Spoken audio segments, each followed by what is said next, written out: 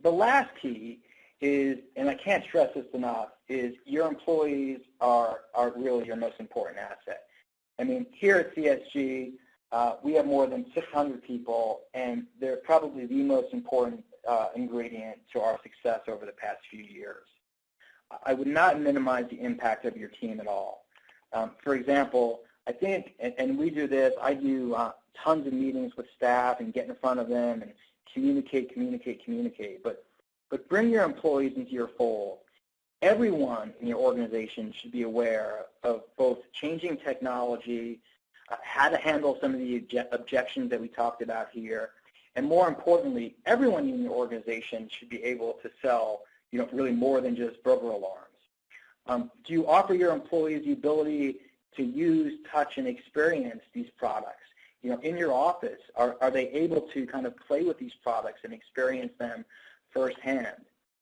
You should lean on your manufacturers and your service providers and ask them to provide live working demos for your office. So next time they come into town and they want to take you out for a steak lunch, say, no, instead of doing that, why don't you give me $200 worth of gear that I can put up in the office so I can demo that with my employees.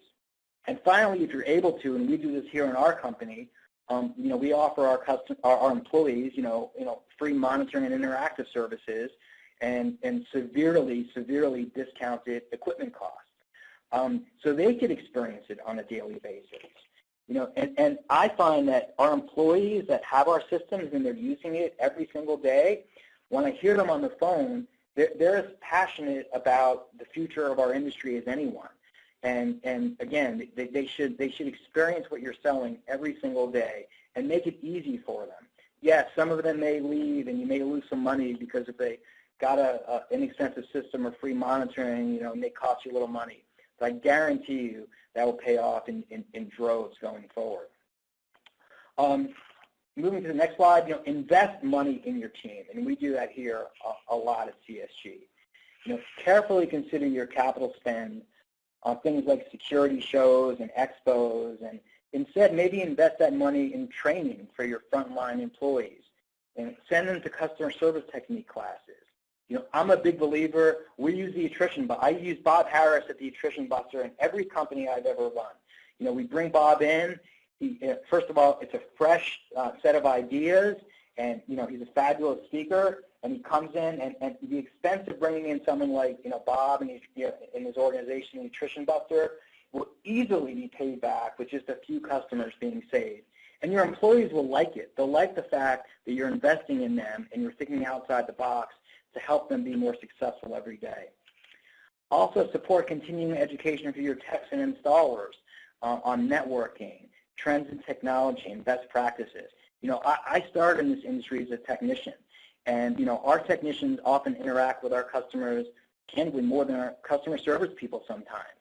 Investing in those techs, making sure that they have the right tools, making sure that they have the right things on their truck that they need, making sure that they're aware of the latest and greatest in networking and some of these services.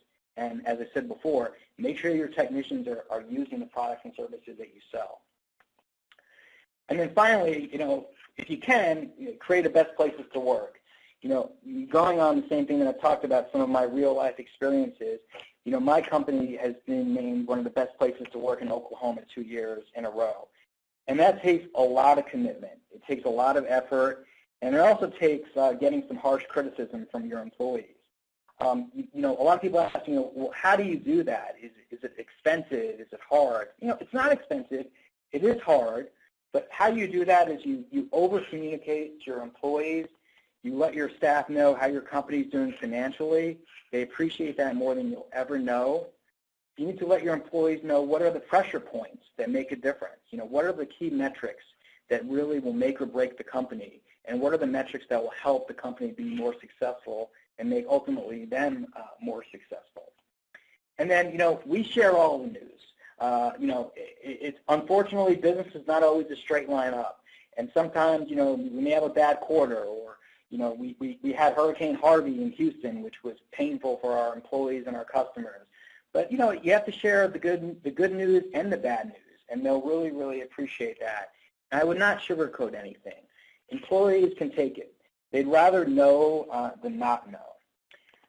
We're big believers in surveying.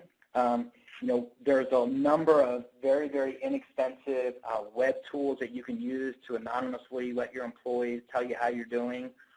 Some of the questions that we ask that we think are really important, health insurance is a big topic in the country. Are your benefits working for them? If not, which of your benefits are not working? As simple as, do your employees feel loved and appreciated by the organization? Do they have any issues with their work areas? We've been introducing stand-up desks throughout our company to a lot of employees that don't want to sit down for 8 or 9 hours. Little things like that we've gotten from direct feedback. Do they have the tools that they need to do their job effectively? And more importantly, are they proud to work for you?